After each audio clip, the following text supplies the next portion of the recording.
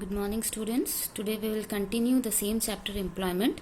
And our next topic in this chapter is the different categories or maybe the status of the workers. So here we are going to discuss the meaning of the self-employed, casual wage laborers and the regular salaried employees. So first, self-employed. Self-employed, that means those who own and operate. That means workers who own and operate an enterprise to earn their livelihood are known as self-employed. For example, a shop owner, just like a cement shop owner is a self-employed. So they account for 52% of India's workforce. Second one is your casual wage laborers. Casual wage laborers are casually engaged. Here also I have written they are casually engaged in others' farms, and in return they get a remuneration for the work done. For example, the construction workers are the casual wage laborers. So that means they are on the daily basis, if they get the work, so for their work they are getting the wages. And these laborers are accounting 30% of India's population, as it is shown in this pie diagram. Also 30% is the casual wage laborers. Third is the regular salaried employees. Regular salaried employees means when a worker is engaged by someone or an enterprise and paid his wages on a regular basis, they are known as regular salaried employees. For example, workers like the civil engineers working in the construction company, and they account 18% of the India's workforce. So this pie diagram shows us that 52% population is engaged as a self-employed in Indian economy, and 30% are the casual wage laborers, whereas the 18% constituted by regular salary workers. Now just understand what is the advantage of knowing the status with which a worker is placed in an enterprise. That means these three categories we have understood. So what is the advantage of knowing such a status? That means first one, quality of employment. First means by knowing the status with which a worker is placed in an enterprise, it may be possible to know the quality of the employment in the country. Now with this status, we are able to know the quality of the employees in our country, that 52% are the self-employed people, 30% are the casual wage laborers, and 18% are the regular salaried laborers. Second advantage of knowing this status is it also enables us to know that the attachment of a worker has with his job and the authority she or he has over the enterprise and over other co-workers. The first advantage, that means we can understand the quality of the employment is available in our country, and the second thing, the attachment of the worker with his job or with his enterprises or with his co-workers. So by knowing this, we come to know about the advantages. Now let's come to the next topic, distribution of employment by gender. Two pie diagrams are there, and we know that self-employment is the major source of livelihood for both men and women, as this category accounts for more than 50% of the workforce. In the male also you can see 51%, and among the female 56%. Here in this pie diagram you can see the casual wage work is the second major source for both men and women. Men are engaged in the regular salaried employment in greater proportion than women. You can see 20% men are in the regular salary, whereas the female are 13% only. So one of the reason could be skills requirement, since regular salaried jobs require skills and a higher level of literacy. Women might not have been engaged to a greater extent. Another thing, regular salaried jobs require the regularity, which is not possible for the female to continue the job regularly. Now the next topic is distribution of employment by region. The self-employed and casual wage laborers are found more in the rural areas than in the urban areas. You can see self-employed and casual wage laborers you can found more in the rural area. This percentage in urban area, that is 43%, whereas in the rural area it is 56%. Same in urban, casual wage laborers are 15%, whereas in the rural areas 35% people are engaged.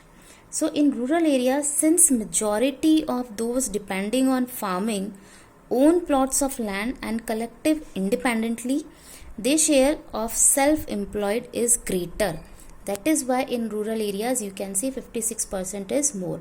In urban areas, both self-employment and regular wage salaried jobs are greater. Why it is greater than the rural areas? Because the nature of the work in the urban areas is different, and we obviously everyone cannot run the factories, shops and offices of the various types. So enterprises in the urban areas require workers on the regular basis. That is why the regular ratio is more in the urban area, that is 42%, and in the rural areas it is only 9%. Now the next topic is distribution of workforce by industry in 2011 and 12. These data we are going to discuss over here. Now first of all, you can see the industrial categories: primary, secondary and tertiary sector. In rural area, in the urban area, how much people are working in these sectors and how much men and women are involved in these three sectors. So now first let's start with the primary sector, this one only. Now primary sector, it includes agriculture, and primary sector is the main source of employment for the majority of workers in India. And about 49%, round off we have done, 49% of the workers are engaged in the primary sector. And about 64% of the workforce in the rural India depends on agriculture, forestry and fishing. And agriculture is not a major source of employment in the urban areas, where people are mainly engaged in the service sector. So that is why in the rural area 64% people are engaged in the primary sector, and in the urban area 6.7% people are engaged in the primary sector. And in the rural areas, though both men and women workers are concentrated in the primary sector, so women workers concentration is very high there. You can see women participation in the primary sector is 62.8. About 63% of the female workforce is employed in the primary sector, whereas less than half of the males work in that sector.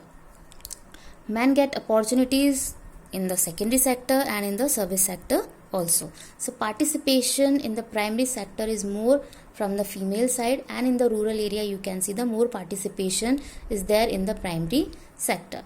Now come to the secondary sector. Now these data we are going to discuss. Now secondary sector, it includes mining, manufacturing, construction. Okay, so secondary sector provides employment to only about 24% workforce in India, and the secondary sector gives employment to about 35% of the urban workforce, and about 20% of the rural workers are working in the manufacturing industries, construction and other industrial activities. And the male and the female data are 26% male are engaged in the secondary sector, and the females are only 20%. Now let's come to the tertiary sector. Tertiary, this one, it includes trade, transport, storage, all the services, and about 27% workers are in the service sector. About 60% of the urban workers are in the service sector. Service sector provides employment to only 16% of rural workers, but this ratio you can see very less in the female. So this is the distribution of the workforce by the industry in 2011 and 20. 11 and 12. Now the next topic which we will discuss, that is the growth and the changing structure of employment. So this is the diagram of growth of employment and GDP during 1951 to 2012. So this red line shows you the employment and blue shows you the GDP.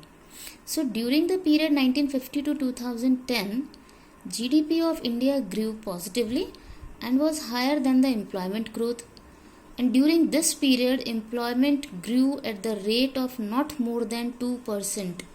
And there was always fluctuation in the growth of GDP. You can see red line of the employment, that is less than 2%.